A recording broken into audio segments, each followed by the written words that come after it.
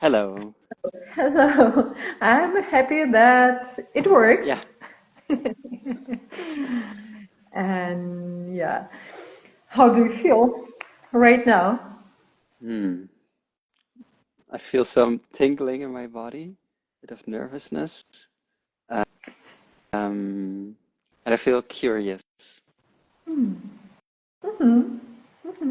I feel pretty excited and have some, I don't know, some tension in my diaphragm, but, and also some waves in my body, and pretty happy that we're gonna do it. Yeah. So, I guess for both of us, it's the first time today. It's my first live stream in English, and for you, it's the first live stream in Instagram, as I know, right? Yes, in general. Yeah. And in general, super. Yeah. So, a lot of new experience for both of us, and I'm super happy that in this first experience, we're gonna talk about very, from my point of view, vulnerable topic like authentic sexuality,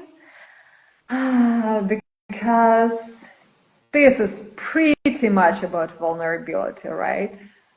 Yes. I For I I, you. I sometimes think that that sexuality is like the topic in life where everything gets amplified. So it's where we can have the greatest, yeah, joy and ecstasy and the greatest fear and vulnerability. It's like life on steroids. Yeah. Yeah, and I would put also shame there. Mm. A lot of shame. Oh my gosh, I feel like I want to breathe with you here and like to Okay, make. let's take a breath. Yes, please. Mm. Mm. Mm.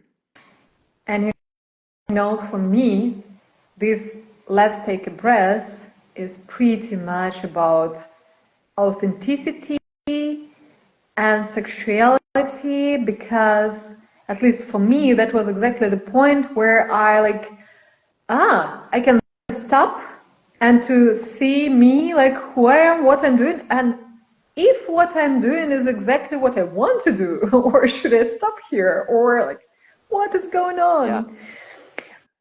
Yeah, it's taking a breath is like such a power move in life. That once you discover it, it's crazy how much that does. And it's interesting when you talk about shame, how much shame I think there is around breathing, actually. You know, before we get anywhere near sexuality and touch, and just for people to make an audible breath, a breath that you can hear in a Yeah. public space, oh my God, there are so many blockages around that. And also like people feel blocked around that themselves and they project it onto others. Like, so when I take a deep breath with sound um, around other people, often people get triggered. What are you Yeah. doing? You're breathing, you know? Yeah. Yeah. Actually, that was one of the things which changed my life pretty much and connected to sexuality. A few years ago, I came to integrative morning training, where one of the things was to sound, like to breathe and to sound in funny, weird Yeah. way. And first I was like, okay, what these people are doing? And they were like, oh, and all this like, Yeah. and of course I was doing it as well, but still that was a little bit weird. Yeah. And then at some point, in a few days, I found that I'm doing it, and I found also how much my pleasure changed, Mm. how much the way how I feel changed, how much the way how I don't know, how my body moved changed in only that small fact that I allow myself to make noise. Yeah. And that was like, wow. such a small thing affects everything. Yeah. Yeah, I think it's so, breath is so connected to the nervous system, right? And I think in this modern society, probably most of the people spend most of the time in a dysregulated nervous state, either frantically, pursuing our to-do lists and the things we want to do and go to fun events and the next thing and the next thing and the next thing, which is on a nervous system level, basically a fight-flight response, or in a kind of state of collapse and, oh, it's all too much and blah. And this is so normalized that the same goes for me. I've also spent most of my life in these states.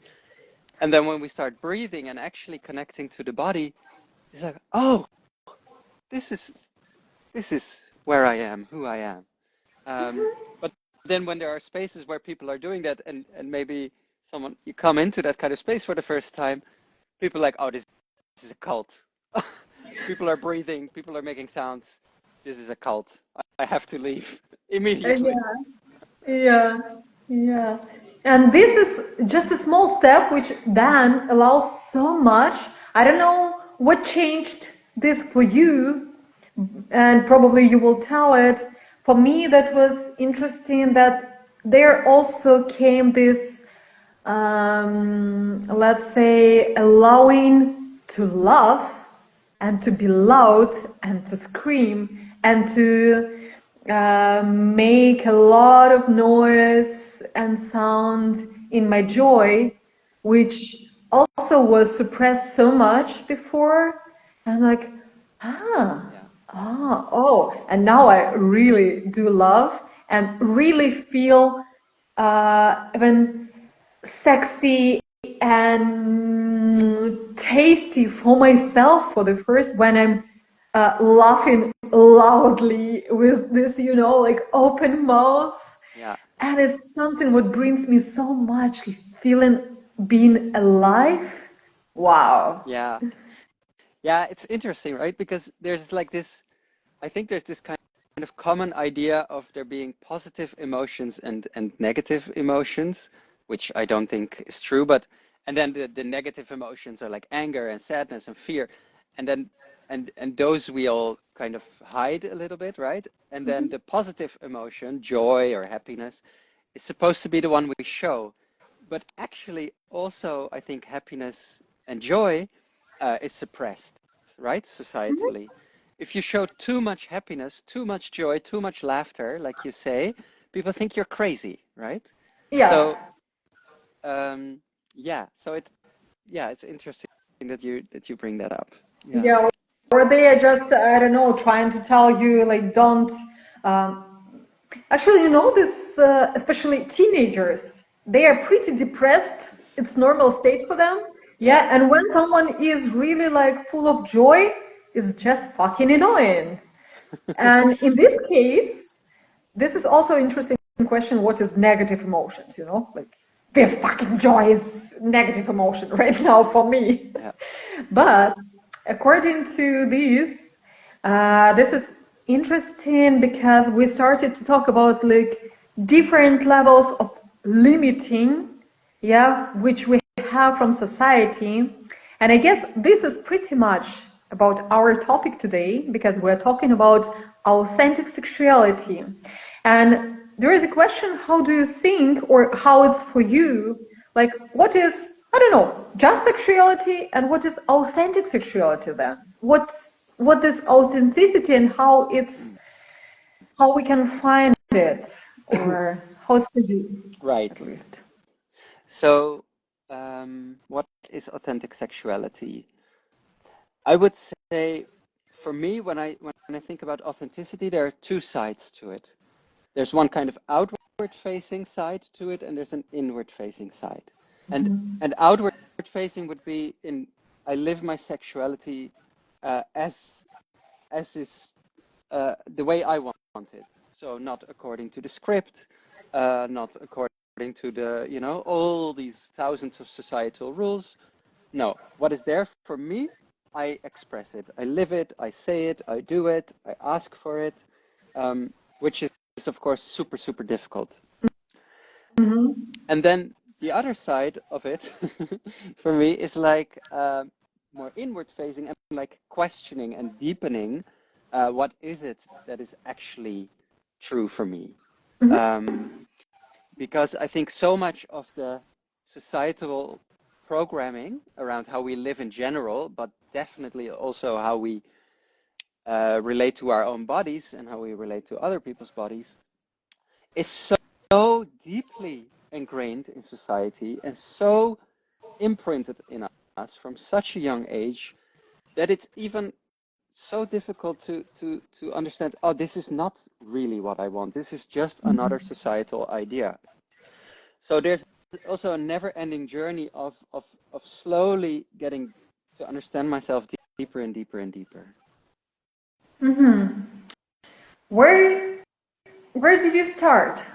How it happened that at some point you started to explore what is who is it authentic Mette? Mm.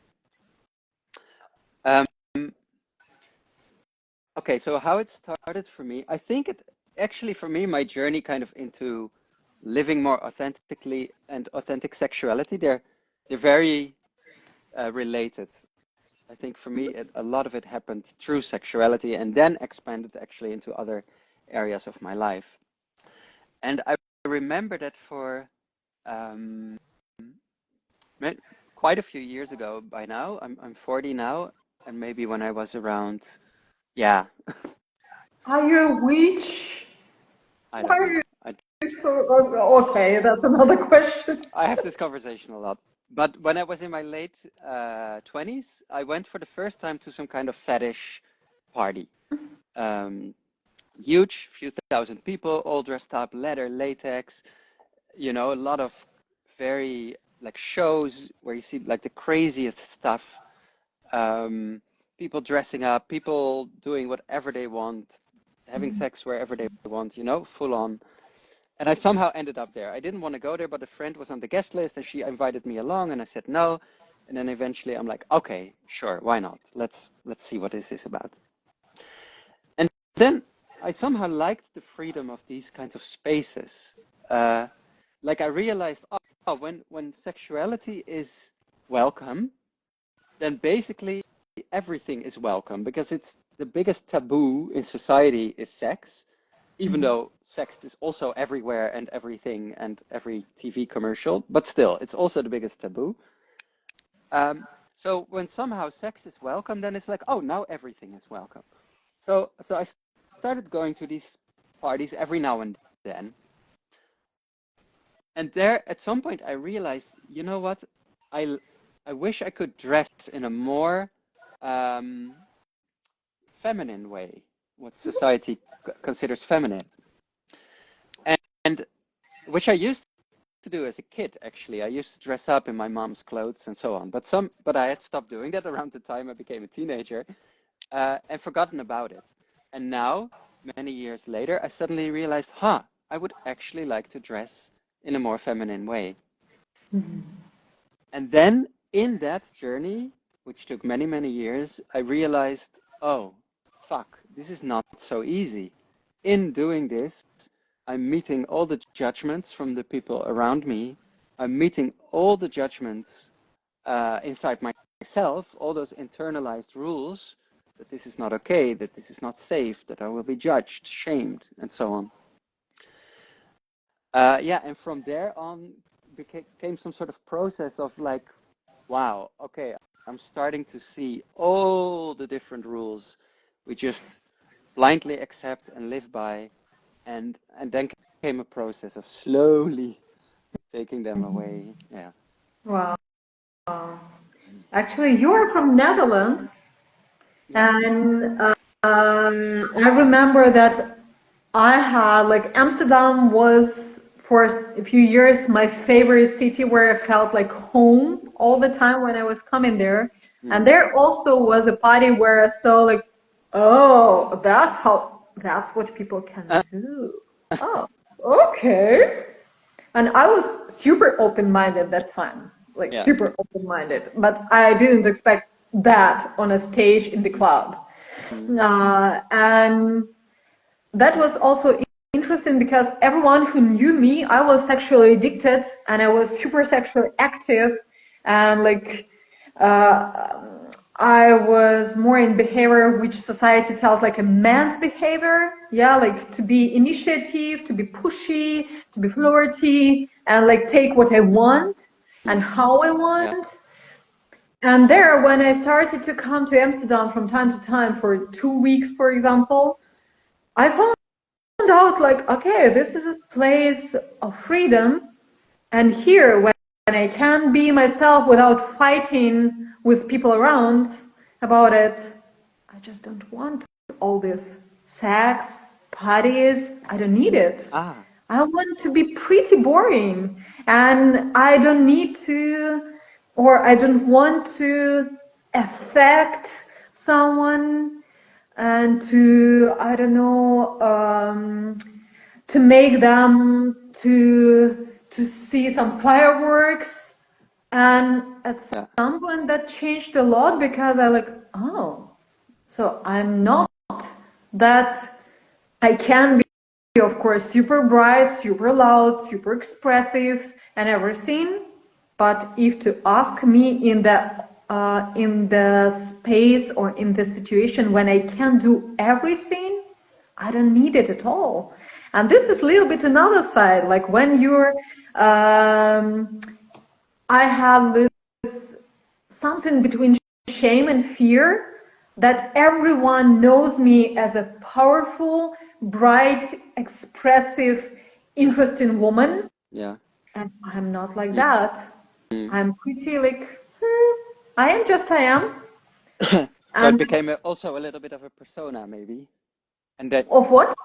it became maybe a little bit of a persona to be like so out there. And then Yeah. when it was suddenly all possible, you're like, huh, now I don't know if I really have to do this. Yeah. And was it really me, or was it something what I was trying to fight with? Of course, like Yeah. still, if I'm fighting with, it's also me. That kind of, or that side of me which need to fight or to protect from someone or from something, right? Yeah. And this is also, from my point of view, pretty much about being authentic, like to know your different sides. Yeah. That, yeah. And this is, I think, exactly when you asked me the question before, like what for me is authentic sexuality is about. This is exactly the outward facing and the inward facing, right? So the outward facing, I call it honoring your inner truth. Like, so you were living your sexuality in a certain way, you were pursuing people, you were out there doing the thing. And then at some point, the inward facing comes in, right? Which I call questioning. So it's like where you're like, huh, but do I actually want this? Or what's actually underneath this? Or why do I do this? Um, and then you keep the ability to do all these things, but maybe it becomes less of an autopilot and more of a conscious choice when and where and who you do that with. Yeah.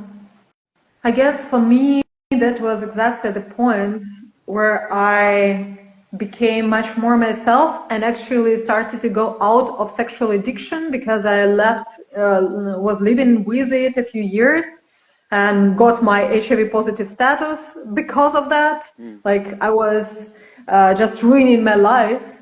And at some point when I started to be more aware, like, okay, what exactly I'm doing when I'm running and hunting for sex?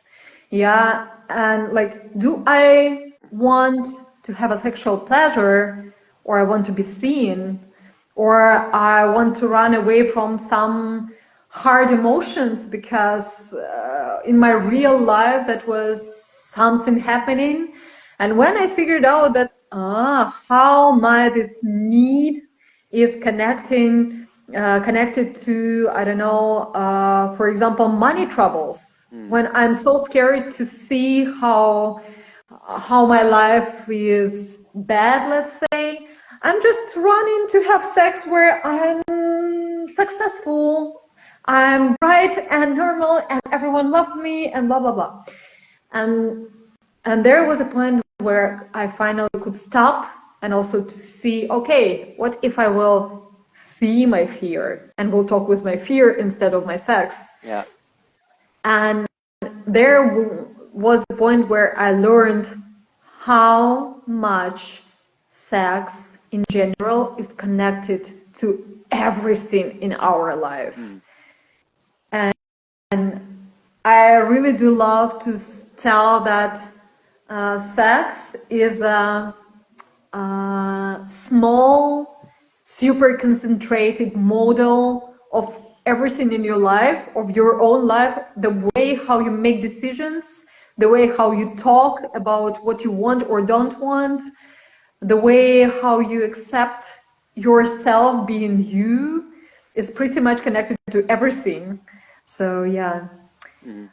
I'm super curious, unexpected question, but how would you describe yourself now in your sexuality? Wait, before I answer that, I want to say I've never done an Instagram live call, right? But it's fascinating to me that there are actually people watching this right now. So I just want to say, if you're one of the people watching this right now and you also want to bring in a question or something, it's possible, right? To Yeah, put it in the comments and we see yeah, it. in comments. Yeah, so maybe we can also invite that. And then, Thank you for that. yeah, cool. Can you repeat your question? Yeah, how would you describe yourself and your sexuality right now? It's complicated. For me as well, honestly. That's why I'm asking you. Yeah, good. Um, so I would say, you know, I've had different stages. I always, so far in my life, I think of my sexuality of having uh, a few different chapters, you know? The first chapter was, well, let's say first I was just not even aware of the existence. That's the prologue, let's say. And then chapter one is where I became aware of sexuality, but I was really struggling with it. Um, uh, where I orgasmed like super quickly, and because of that, I was basically incapable of having sexual interactions, and and completely insecure to talk about that. So rather than talk about that, I would mostly hide that, and yeah, and just I was just completely by this performative idea of sex, right? Like, oh, you're 16, and I'm 16, and somehow I think I'm supposed to be good at this and know this, and I'm completely incapable of talking about it. I remember once receiving a text message from my partner, at the time partner, the girl I was seeing, um, and she asked me a little bit about, hey, what is it you like in sex? And I just panicked, you know. I just gave the shortest possible answer, and I like closed the conversation like immediately. So that was kind of chapter one, and then at some point I overcame that. But this is pretty late in my life when I was like 25, and then suddenly I became capable physically, let's say, of having sex, and this is also around this time that I discovered all these kinds of parties and that I started going to them, and slowly became more active with sexually active with different people, and also in different group sizes, let's say with 2 people or 3 people or 4 people. So there was a whole phase around that. Um, and then eventually from that I transitioned into where I still am now, which was that I started realizing that that the default roles of sex do not appeal to me so much. And I started realizing, like, as um, a male being or a male perceived being or whatever you want to call it, uh, I I was expected constantly to take the initiative, to do certain things, um, to show up sexually in a certain way, and I realized, oh, I do not want this, and I realized, oh, I'm a bit exhausted of this. Uh, and I specifically remember that when I became aware of this, and I started to kind of try to change it a bit. So, for example, I was in the middle of a sexual interaction with someone, and I would let's see, okay, let's see what happens if I don't take initiative for a moment. And pretty much 10 times out of 10, let's say 9 times out of 10, but somewhere there, the interaction would stop. So the moment I stopped pushing it or driving it or doing it, it would stop. And I also realized things like, oh, the other person rarely touches me. You know, I'm pretty much mostly, I don't like, well, I'm mostly drawn to people who have been socialized female, and without wanting to generalize or putting anyone in one box, I think this cultural dynamic just exists. And I realized, oh, rarely am I being touched, receiving touch. It's always me. And there were a bunch of realizations like that. Oh, and I became so tired of that. And then ever since, I've been in a journey of trying to break out for that, trying to be more authentic, trying to be more fluid in my sexual expression, trying to be more fluid in my gender, and it works with some people and it doesn't work with some people, and I often have to explain this because it's so deeply ingrained. Yeah, that it's a never-ending journey of trying to. Are there some sounds? Sir, 1 second. Okay. One unexpected thing. I will move, but it's here. Okay. Because I'm in Prague in studio, and the corner which I have right now became not that free as I expected. Sorry for that. 1 second. Okay, so I will speak to the viewers. If You can breathe with me. If you are watching and you want to bring a perspective or a question or something from your own life, you can just comment in the chat and we will weave it into the conversation. Yep, that's true. Oh, and I have even better spot right now. Great. That you know what I was thinking about when you were talking about this decision not to be that initiative anymore. Yeah, that I had the same thing, just from different perspective as a woman, I guess. And one thing, I imagine when the man stops being initiative, it also can be pretty confusing for me. It wasn't pretty confusing for me until I started to talk with people, like, because pretty often that was like, oh, they don't want me. And that was not only sometimes because I started to be able to ask and to talk. I started to ask like, hey, is it about like, do you want to change something or you want to stop?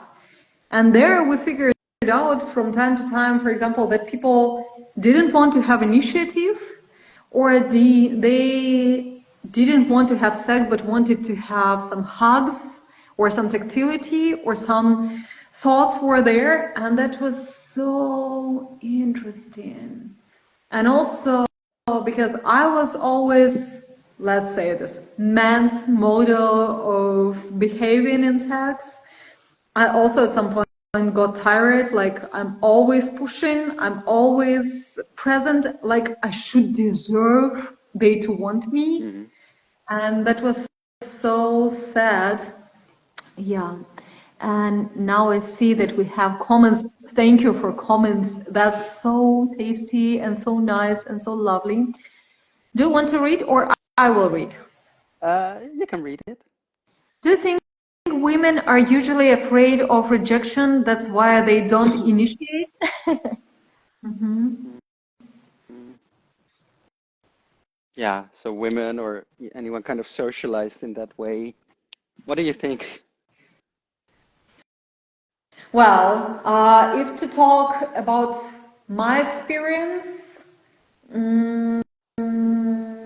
yeah, it's difficult for me to tell because I definitely was the person who is initiate sex, Yeah, and I had different perspective because I had a lot of men who was scared of that yeah, because in society people don't talk about initiative women, and if she is, I don't know, crazy, aggressive, super open-minded, she's a slut, she is a bitch, she is something else, yeah. and this is crazy scary, and this was my issue. So I think it's more question to you, how do you think what women thinks, or how it's from your perspective? Okay, okay. I just don't want to, speak for a group that I don't belong to, but I'll give my take on it with that, uh, having said that first. Um, so I think first of all that everybody is scared of rejection, very deeply. I think it's yeah, what drives much of our life. Just the fear of rejection and the need to belong, and they go together, right? Um, in I think in sexuality specifically, yeah, I think still everyone is scared of rejection, but there are different ways to go about it. So I think if you're more male socialized, you're maybe gonna try to overcome your rejection by trying harder, typically speaking. Like you learn that you have to uh, push and approach and try and face rejection and get better um, at doing that and so on. And then when you're um, female socialized, you're more likely to learn, oh, I need to be desirable and let it come to me and receptive. Um, and I think for either whichever dynamic you are in, it's hard to step out of that dynamic and to do things any other way. So I don't think if you're socialized as a woman that you're like in your direct experience thinking, oh, if I initiate something now, I will be rejected. I think it goes so much deeper just into our core conditioning and just assuming this is how sex works. And Mm-hmm. I see in the comments, I cannot fully read it, but there's like slut shaming, which of course plays into it. And someone wrote like, oh, like yeah, there's the fear there is a fear of initiating and then being rejected when doing so. Also because if Yeah. you're in a heterosexual thing, the men are often like, what the fuck are you doing? Like this is my role. So these dynamics are so established that stepping out of them, we first of all we don't even see the dynamics that we're in, and then if we do see it and we do try to step out of it, then we meet actual pushback maybe from the world around us, either the person we're with or other people how they perceive us, and we meet our own fears around this, right? Mm-hmm. Let's take a breath. Yeah. Hmm. Yeah. In There, comments, there's a really good. I just want to say that there's a really good blog post about this. Not by me, but I think it's called "They Don't Even Realize That They're Bottoms," and it's about someone it's a woman who's dating men and then starts dating women, and then realizes that when she starts dating women, both people in many of her interactions are just assuming that the other person will lead the interaction. And this is when she really notices the difference. And then she realizes, oh, we're both completely conditioned into this bottom role, and we're just not aware of it. But when you put two bottoms together, it becomes blatantly obvious that no one takes the other Mm. role. Yeah, yeah. That's actually a few things which I wanted to tell. For the first, super, super thank you for comments. That feels so nice when Yeah. you're commenting and sending this beautiful hearts. It's, at least I definitely feel super seen, and that's a big pleasure. Also, Daria told that she loves our open conversation, and I, Mette, really love the way how we talk about this. And with this inner perspective, like how is it in your life, in my life, and actually about being slut, yeah, and about being passive. Oh my gosh, I forgot what exactly I wanted to tell. Of course, hello, my ADHD. Um, I wanted to share one experience actually about being super active and being me in that time when I was sexually addicted.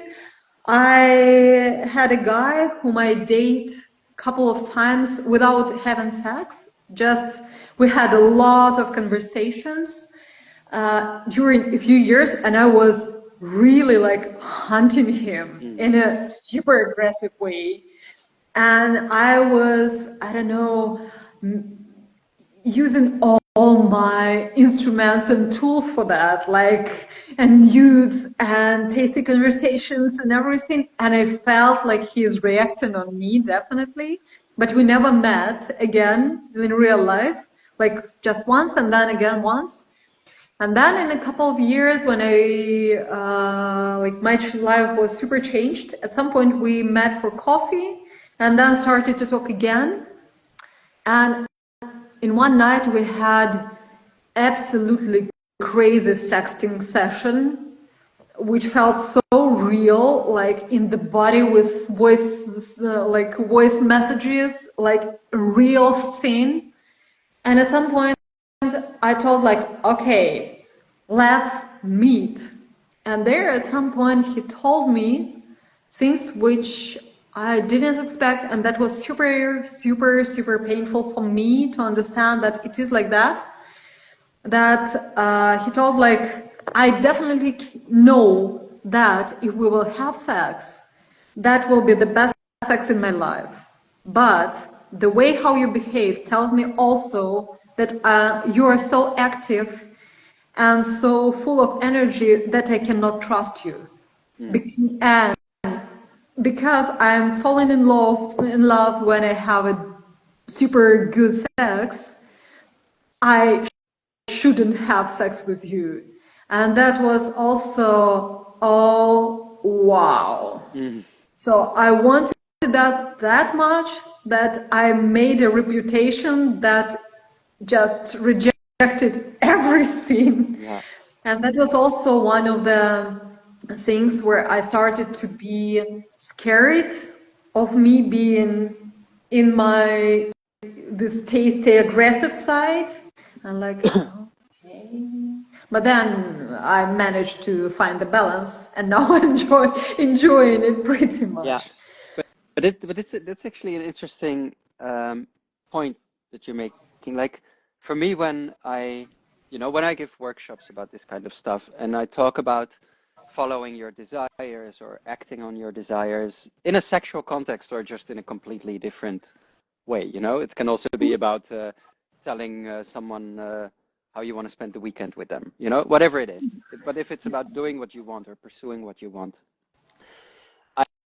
I always think there are three things that people tend to do, three categories of things that people do instead of just bringing it in a centered way.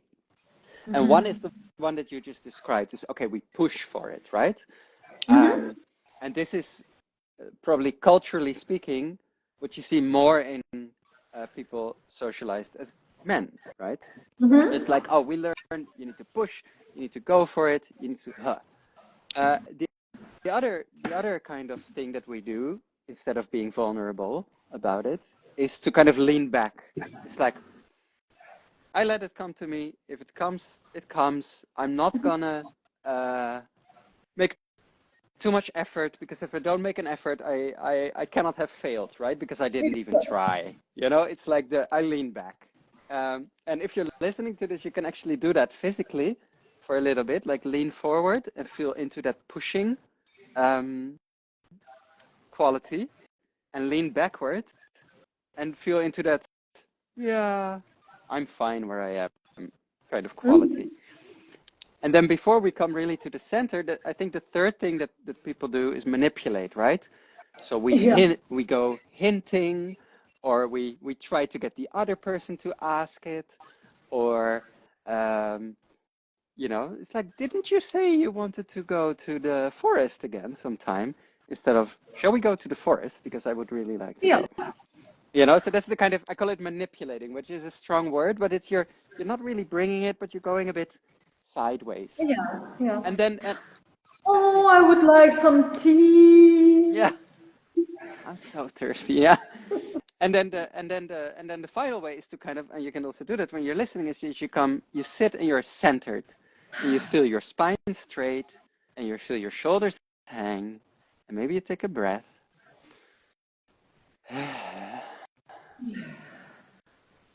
From that place, you try to feel what it is you want, and you voice it in a transparent and vulnerable way, and maybe it happens and maybe it doesn't, but the act of bringing your truth just as it is already connecting.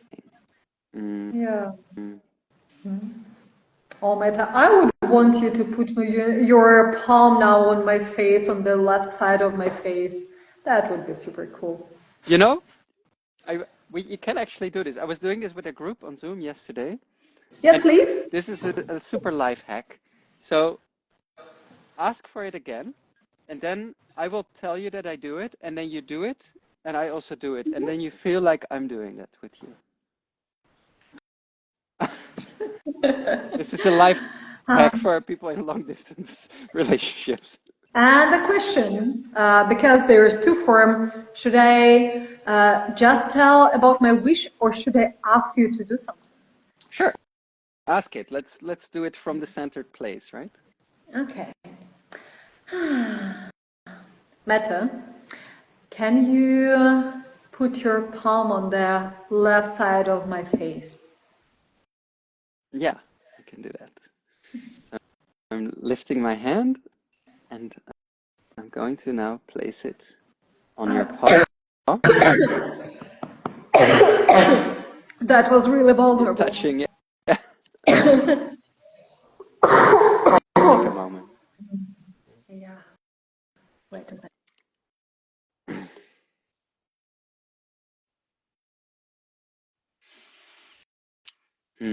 Maybe we all take a breath.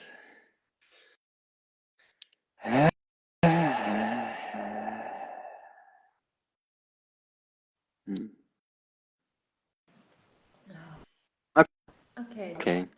So you can do it. Nobody ready for that. Yeah. So I will do it again, and then you can place your own hand there as I do it. So I'm lifting my hand, and I'm slowly placing it on your cheek, exactly where you want it.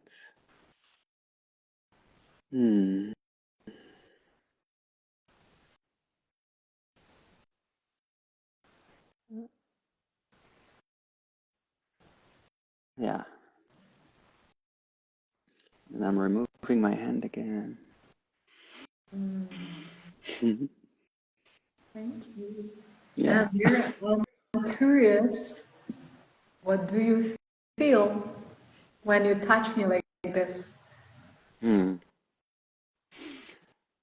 feel like my body softens, and I feel a bit of warmth in my chest, and a smile on my face.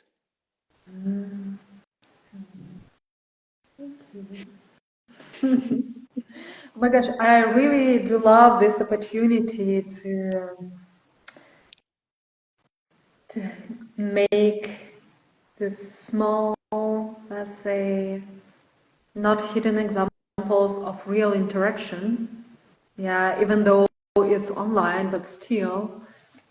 And I'm so happy that we can share it with people who are watching us or will watch us, because sometimes for people it's, at least for me a few years ago, that was absolutely like unexpected to understand that, oh, actually you can just ask for what you want and to have it. Yeah. Or the person can tell you no, and maybe if they still want to have a contact with you, it will be more than no. So no because of that and that, and I can find another option, like, so if it's too intimate for you, maybe we can do that.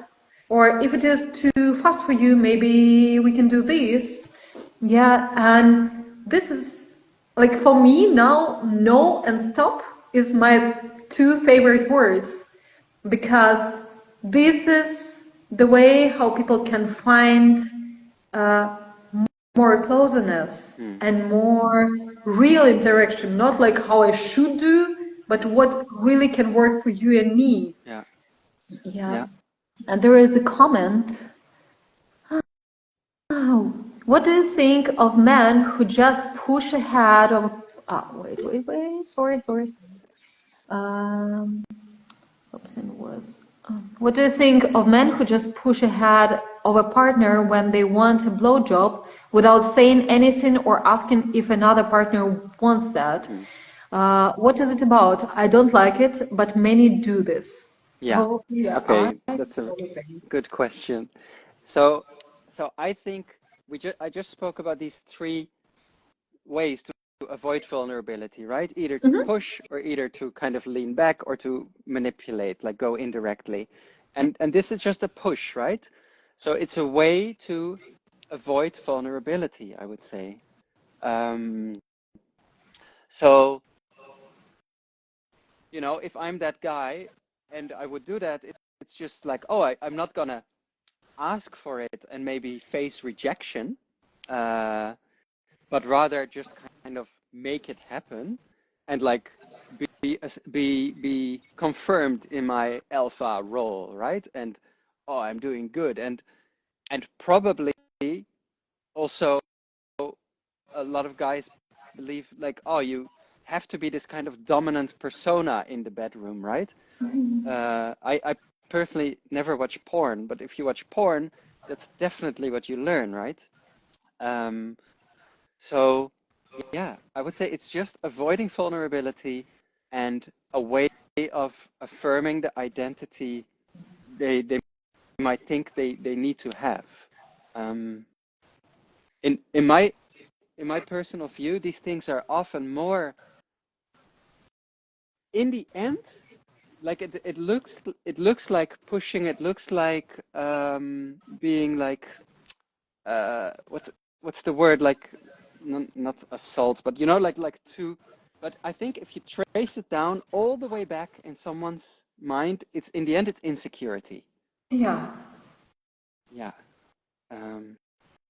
Yeah, I'm curious if that lands for you, the person who asked it, if that makes I also think that, like, according to a lot of conversations with men which I had, because like a lot of partners were in my life at some point, and a lot of them, when they felt finally safe enough to talk about that, they were agree, or they were accepting that, yeah, I actually like, a lot of them were connecting this dominant thing as with the thing about being a real man.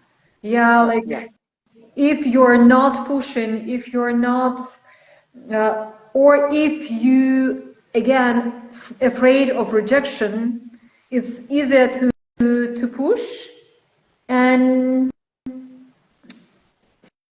sometimes they even don't want that exactly. And I had funny situation, not about blowjob, but about just a kiss, when the person with whom I had a kind of coffee, or he had beer and I had coffee, at some point he was like we were talking about sexuality, about work that I'm doing, and he was like, what exactly do you do, blah, blah, blah, blah, blah. And then at some point he like make some beer and just kissing me. And I'm like, wait a second. And like, thank you. But honestly, I would prefer to be asked. Yeah. Not because I don't want a kiss, not because you did something wrong, but because you just started to do it and not me, not my body wasn't prepared and I didn't even notice you. If you want me to notice you, then ask me and give me opportunity to taste you and to enjoy you and to be ready for that. And that was such a beautiful perspective for me, that asking person is not even about consent or right thing, is about taking more from what you're doing. And this is so beautiful. Like now I'm doing it exactly for my own pleasure, because I want to enjoy the person. I want to enjoy this kiss. I want to feel it instead of just, Yeah. and that's it. Yeah, yeah, and that's great. And sadly, I think, you sex is framed through such a lens of performance. And like, as, I think especially, again, if you're socialized as a man, you know, there's this whole idea that I remember like as being a teenager of like, how far did you get with someone in bed, right? Yeah. First base, second base, third base, like a fucking honkball game, baseball game, where if you manage to do this particular thing, you got further. And you can basically tell your friends that, oh, I got to third base. So Yeah. so sex to begin with, especially at that age, um, is just about performance. It's not about connection. It's not about pleasure. It's not about intimacy. It's it's not about feeling what you actually want yourself. No, it's just about the story, almost, or just. Yeah, and I would tell that something like about some kind of validation that you're normal enough or good enough. Yeah, Yeah. yeah. Mm-hmm. And these kinds of things, like to take someone's head and place them on your crotch. Yeah, you avoid all the vulnerability. You get closer to doing it better or more or getting further or what, and getting more validation and so on. And then, yeah, and you avoid also the feelings, the fear, the Yeah. rejection, all of it. Yeah.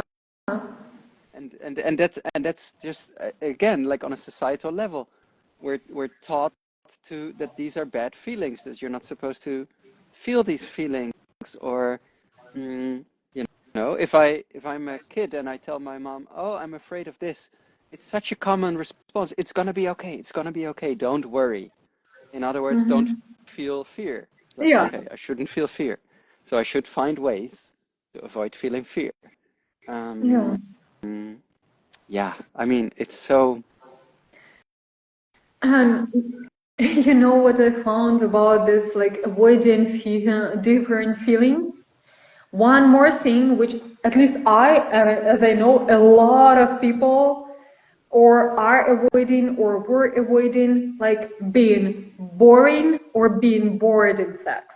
Hmm, This is such a fear, because I need to be, I don't know, active. I need to be like a porn star. I need to be, I don't know, loud, sexy, light dress, body, everything. And I'm not allowed to be boring and just, I don't know, have a absolutely. The most people who are talking about sex and sexual freedom, they're comparing, yeah, and telling like in a negative way about, for example, sex in the dark and missionary position. yeah, Yeah, that's a classical example. But for some people, this is exactly the freedom, because this is what they exactly yeah, want, not because they cannot, but maybe even for someone, that can be a way to have a kinky sex. yeah, Yeah. Yeah, and this is so interesting how we're also running away from being like 10% or doing things on 10% instead of Yeah. 100 Yeah. sometimes. Yeah. You know, I think we're, by the way, almost out of time, but Yeah. I was recently writing a blog post and I was thinking, what, sexual advice would I give to my 16-year-old self, right? And I think I don't think he would listen, right? But let's assume he would listen. Um, the main thing was like, you know what? When you're with someone and you're both 16, please admit to each other that you're both don't have a clue what you're doing and that that's okay. Because somehow I thought, oh, I should know. And the other person probably also thought, oh, I should know. And you're like, in this freeze around, we should both know what we're doing, even though you can reasonably know that neither of you have a clue. So let's say, okay, we both don't know. We can just talk about this. And then how about we just show our bodies to each other without having to do anything with it? Yeah. Something like that. Or how about we touch each other's bodies, but without focusing on pleasure or orgasm or and but of course already from the start it's not like that. And then so many people just carry whatever their first thing is and you just keep with that, stick with that for life and that's it. And I guess when I was making a lot of different lectures for teenagers, one of the things which I told them was like, petting is still a super good thing where you don't dive into penetrative sex, but you still have a pleasure, and also a good idea to you're exploring yourself, the sensations and feelings, Yeah. and then you learn how I can feel, what I can feel on different levels, how it can be for my partner, and you're not too far to stop. Mm. Yeah, and you can stop easily, like, or more easy at some point. And Yeah, but you also, mean just petting, like petting. yeah, Yeah. yeah, Yeah. yeah, Yeah, but even also what you say with penetration, right? Like so many people they the word sex means penetration. yeah, Like people spend, let's say, a night with someone, they do all sorts of things, but there's no penetration, right? And then a friend asks, "Did you have sex?" And they say no, because there was no penetration. It's like, yep. what? You Um, had, their genitals in your mouth and God knows what, and you say you didn't have sex because there was no penetration. Like yeah, already this is like, oh, it shows yeah. how broken the whole thing is, no? I was super happy a lot of years ago finally to realize and to hear from someone that actually sex is not about genitals at all. So they can be involved and sometimes they can be not involved. Not like oral, not anal, vaginal, blah, blah, blah, blah, blah, no penetration at all. And it can be also non-contact at all, and it still can be sex. So the question is, what is happening here, Mm. and what is happening between you? And at some point, I figured out that actually my favorite sexual interaction is non-penetrative sex with a lot of teasing, with a lot of playfulness, and playfulness not in naughty, tasty, sexy way, but sometimes in absurd way where I can be funny. Because a lot of years I was supposing to be serious in sex, like this serious face, naughty stuff and everything.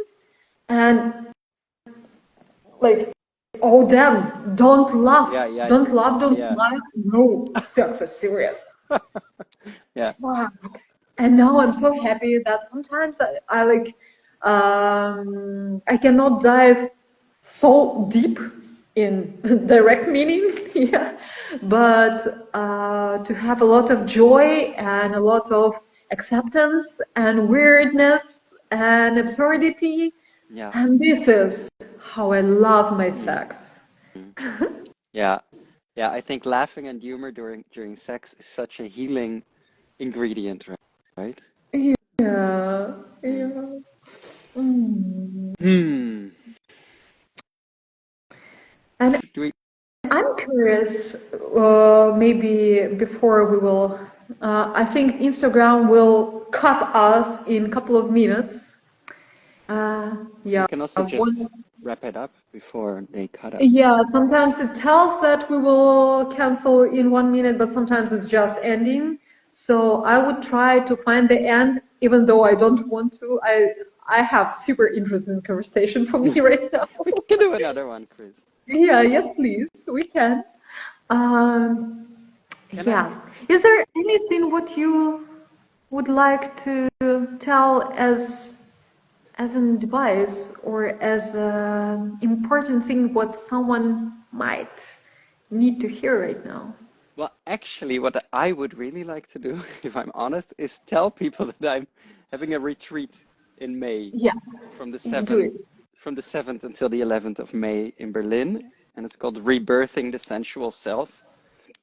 And it's a very gentle 5-day retreat, exactly about letting go of all the stories and moving into contact with your own authentic sexuality. I would be happy to be there, definitely.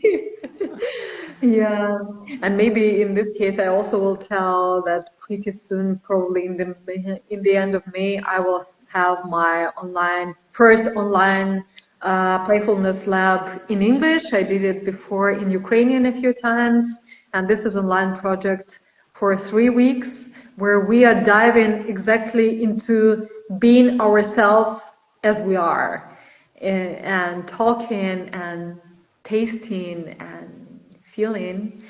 So, and I'm super grateful right now for this conversation and for your courage to dive into this experiment. Yeah, Uh, yeah. I also And enjoy. to myself for making this happen. Yeah, I'm super happy you initiated this, and it was really nice to talk with you. And yeah, I enjoy your viewpoints, and I'm also really happy with the people in the comments, like Yes. adding. It's so nice.